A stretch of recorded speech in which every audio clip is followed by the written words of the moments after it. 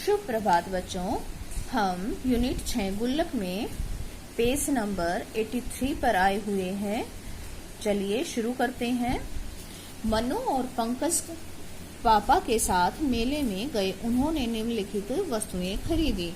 ये देखिए, यहाँ पर एक मेले का चित्र दिया गया है और बताया गया है कि मनु और पंकज पापा के साथ मेले में गए थे और उन्होंने क्या क्या खरीदा है। यहाँ पर कुछ वस्तुओं के नाम है और उनकी कीमत दी गई है और इससे संबंधित प्रश्न देखते हैं अगले पेज पर। ये देखिए, यहाँ पूछा गया है सैंडल की कीमत जर्सी की कीमत से कितनी ज्यादा है। कपड़े और खिलौना कार पर कुल कितने खर्च हुए। पापा ने कुल कितने रुपए खर्च किए और पापा के पास 1200 रुपए थे। सामान खरीदने के बाद उनके पास कितने रुपए बचे। इन प्रश्नों के उत्तर जानने के लिए सबसे पहले जो उन्होंने ये सारी चीजें खरीदी हैं उनकी कीमत को हम जोड़ लेंगे। फिर हमें पता चल जाएगा कि उन्होंने कुल कितने पैसे खर्च किए, कुल कितने रुपए खर्च किए हैं। तो चलिए जोड़ते हैं।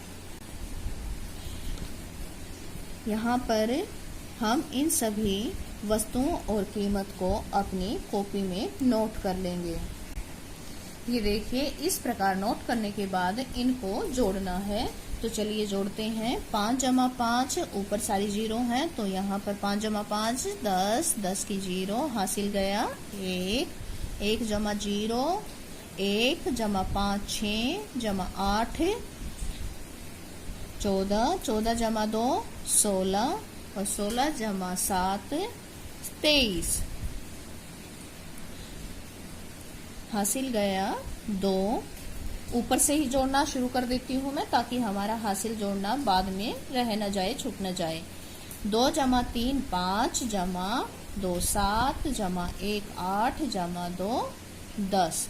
तो इस प्रकार हमने देखा कि 1030 रुपए कुल खर्च हुए हैं। उसके बाद हमसे पूछा गया है सैंडल की कीमत जर्सी की कीमत से कितनी ज्यादा है। देखिए, सैंडल है 300 रुपए और जर्सी है 250 रुपए की। तो सैंडल की कीमत है 300 और जर्सी की है 250। 300 में से 250 घटाएंगे तो हमारा उत्तर आएगा 50 रुपए। तो ये हमारा उत्तर है। अब है कपड़े और खिलौना कार पर कुल कितने खर्च हुए। कपड़े देखिए, यहाँ पर दिया गया है 275 रुपए। तो यहाँ पर 275 जमा खिलौना कार है 125 रुपए की।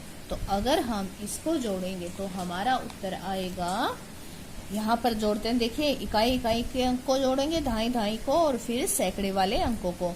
5 जमा 5 10 की 0 हासिल गया 1, यहाँ ढाई पर जाएगा। 2 जमा 1 3 और 7 10, 10 की 0 हासिल गया 1। अब सैकड़े पर लिखेंगे। 1 जमा 1 2, 2 जमा 2 4।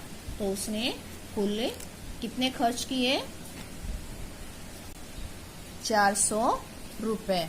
तो यहाँ पर हमें 400 के साथ रुपए भी लिखना जरूरी है ताकि पता चल जाए कि 400 क्या है। पापा ने कुल कितने रुपए खर्च किए। तो यहाँ पर ये देखिए, हमने जोड़ा था कि ये सारी चीजें खरीदी हैं और कुल खर्च कितना आया है 1030 रुपए। तो यहीं से हम लिख देंगे 1030 रुपए। फिर है पापा के पास 1200 रुपए थे। सामान खरीदने के बाद उनके पास कितने रुपए बचे। तो अब हम पापा के पास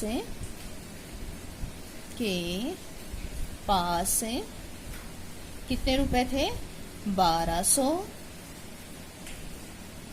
अब खर्च करने के बाद कितने बचे। तो खर्च हमारा आया था 1030 रुपए। अब कितने बचे हैं, बचे हैं, इसका मतलब हमें क्या करना है, घटाना है। तो घटाते हैं। 0 में से 0 गई 0 और यहाँ पर देखिए ऊपर 0 है नीचे 3 है तो ये 0 इससे उधार लेगा, यहाँ 1 रह जाएगा, यहाँ 10 हो जाएगा। 10 घटा 3 7, और 1 घटा 0 1 और यहाँ पर 0 आएगा, तो कितने रुपए बचे? 170 रुपए। अगले सवाल में देखिए, आओ बिल बनाएं। बिल्कुल मजेदार सवाल है, ध्यान से देखना। माँ ने लक्ष्मी को 500 रुपए दिए और किरियाना स्टोर से सामान लाने के लिए भेजा। सामान खरीदने पर दुकानदार ने लक्ष्मी को यह बिल दिया। बिल में राशि भरने में लक्ष्मी की मदद करें। ये देखिए, ये बिल है और उसने क्या क्या खरीदा है और कितना खरीदा है, मात्रा भी दी गई है और उसका रेट भी दिया गया है। लेकिन रेट देखना, ध्यान देने की बात है कि रेट प्रति किलोग्राम और प्रति 100 ग्राम में दिया गया है। तो चलिए करते हैं। देखिए, चावल 2 किलो खरीदे और 1 किलो का रेट है 60 रुपए प्रति किलो। तो यहाँ पर 60 को हम गुना करेंगे 2 से, तो हमारा आ जाएगा 120 रुपए और यहाँ पर 00 पैसे। हल्दी है 100 ग्राम खरीदी और 100 ग्राम की कीमत दे रखी है 20 रुपए। तो यहाँ पर हमें गुना नहीं करना पड़ेगा क्योंकि जितना खरीदा है उसी की कीमत दी गई है। दाल 1 किलो खरीदी है और 90 रुपए प्रति किलोग्राम है, तो यहाँ भी हमें 1 से गुना करना है, यानी कि सेम यही आएगा। तो हम 90 रुपए 00 पैसे यहाँ पर इस प्रकार लिख देंगे। इसके बाद है नमक, 2 किलोग्राम खरीदा है और 1 किलो का रेट दिया गया है 15 रुपए। तो 15 को जब हम 2 से गुना करेंगे तो क्या आएगा? 15 दूनी 30 और 00 पैसे।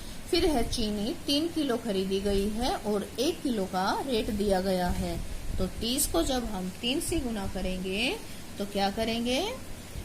ये हमने सीखा था 10, 100 और 1000 से गुना करना है ना। 3 3 9 और 0 की 0, यानी कि 90 रुपए 00 पैसे। अब देखते हैं कुल कितने रुपए हो गए, उसने कितने खर्च किए हैं। यहाँ पर 00 लगा लेते हैं और यहाँ भी 0 आएगी। फिर जोड़ते हैं 2 जमा 2 4 जमा 9। अब देखिए 9 से आगे 4 गिने 9 10 11 12 13 13 जमा 3 14 15 16 16 जमा 9 16 17 18 19 20 21 22 23 24 25। यहाँ पर हमारा आएगा 25 का 5 का हासिल गया 2 जमा 1 3। तो उसने कुल 350 रुपए का सामान खरीदा। अब इसी से संबंधित कुछ प्रश्न पूछे गए हैं। लक्ष्मी ने सबसे अधिक रुपए किस वस्तु के लिए चुकाए और कितने? तो देखिए, सबसे अधिक पैसे उसने किसके दिए हैं? यहाँ पर दिए सबसे ज्यादा पैसे किसके लिए दिए हैं? चावल के लिए। चावल के लिए चुकाए और चावल के लिए कितने चुकाए? 120 रुपए। यहाँ पर लिख देंगे, आप अपनी कॉपी में लिखना। लक्ष्मी ने कुल कितने रुपए का सामान खरीदा? 350 रुपए का। तो यहाँ पर हम लिख देंगे 350 रुपए। लक्ष्मी ने दुकानदार को 500 रुपए दिए। बताओ उसने लक्ष्मी को कितनी राशि लौटाई? तो इसको हम कॉपी में करके दिखाएंगे। यहाँ करते हैं, दुकानदार को दिए, क्या लिखेंगे यहाँ पर? दुकानदार को दिए कितने? ऊपर रुपए पैसे लिख लेते हैं। 500 रुपए दिए थे और खर्च यानी कि सामान कितने का आया? उसका सामान था सारा 350 रुपए का। अब दुकानदार ने लक्ष्मी को कितने लौटाए? तो लक्ष्मी को लिखेंगे दुकानदार ने लक्ष्मी को दिए